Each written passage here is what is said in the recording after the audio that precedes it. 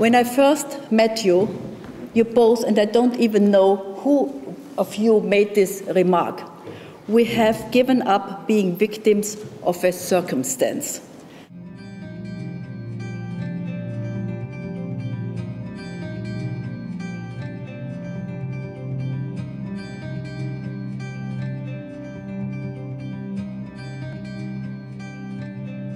Your mother was a peace activist, and you didn't understand why she was out there rallying for peace and thrown into prison for this. It's not easy to be a mother while you are 14 years old, and it's not easy also to understand what's going on. You just need your mom.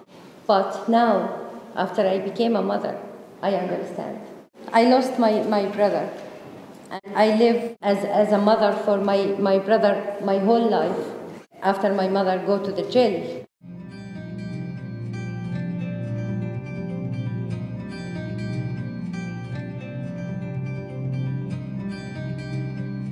After David was killed, I wasn't sure what I wanted to do, but I did know that I wanted to prevent other families from experiencing this pain, both Palestinian and Israeli.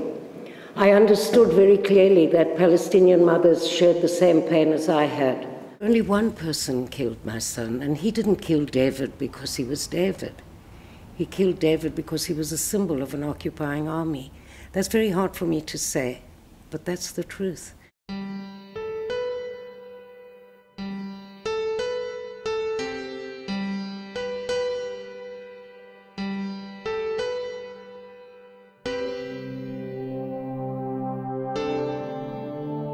Our organization is not political. We are the human side of the story.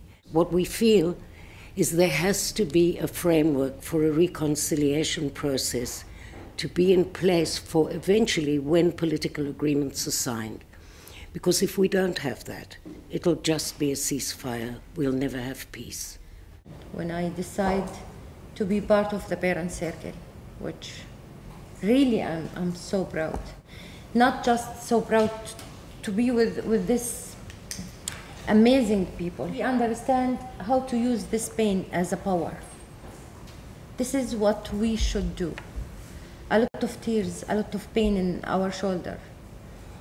We have to learn how to use it. We have such big difficulties usually when we discuss this issue with the concept of forgiveness. How can you forgive someone who killed your son? How can you be open for forgiveness? This is a concept many of us struggle with. I met this wonderful woman in South Africa now. She lost her daughter and she was killed by an ANC bomb. And I asked her what her definition of forgiving is. And she said, forgiving is giving up your just right to revenge. And for me, that was very meaningful. Don't think for one moment it's easy what we are doing. Don't think it's easy to open your wound every 5 minutes. But as a Palestinian mother, I have to. If I can help in any way to somebody who's stuck in this anger, when you let go of that, something amazing happens, you're free. And I have no more fear. I'm not frightened of anybody. I don't care where you put me or who I talk to. I'm okay because I really believe in what I'm doing. The only way to deal with this is to talk. I want them to meet me as a human at the end.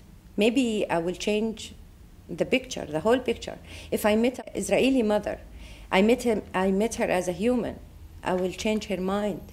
And she will understand how to raise her children before she sends them to the checkpoint or to the army. So at the end, we will reach the goal. She can't meet me as a terrorist all the time. We speak to more than 25,000 students every year.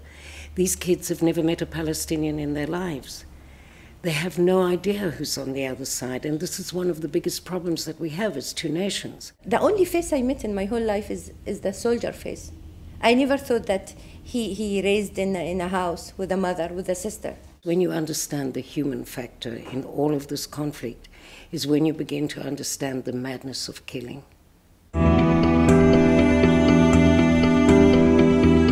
as a Palestinian mother, I have a simple and a strong message. I want to see my son grow up in front of my eyes. I don't want to be a mother for the dead body.